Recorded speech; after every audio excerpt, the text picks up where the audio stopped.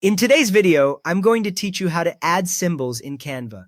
We will go from a blank design to using symbols that make your layout clearer and easier to understand. First, click Elements on the left.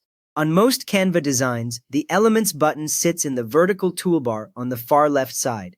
When you click it, the main area of the screen changes to show different categories like lines and shapes, graphics, photos, and more.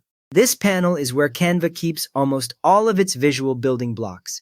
If the Elements panel does not open right away, check that you actually clicked once on the word Elements and not on another tab nearby. Now that the Elements panel is open, look for the search bar at the top of that panel.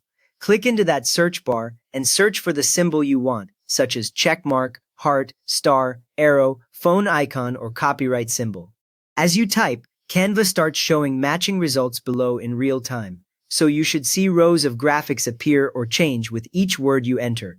If your first word brings up too many results, try adding a second word like outline or solid to narrow things down.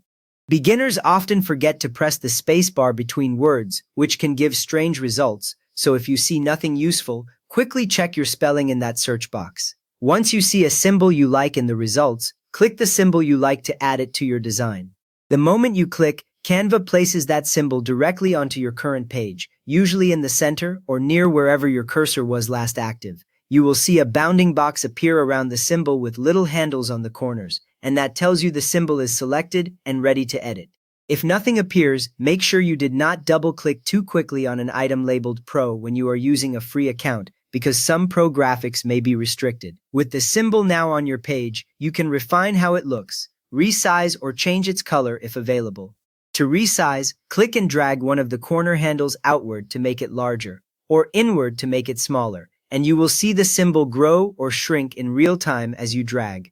For color, look at the toolbar that appears above your design when the symbol is selected, and click the colored square to open the color options.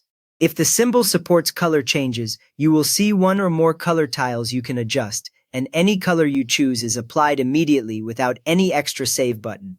If you click the color square and no options appear, that means this particular symbol is a fixed color graphic and cannot be recolored. You have just learned how to find, add, and customize symbols in Canva to make your design more clear and visually organized. If this helped you get the right symbols into your Canva design, a quick thumbs up really helps others find it, and you can subscribe if you want more Canva tips.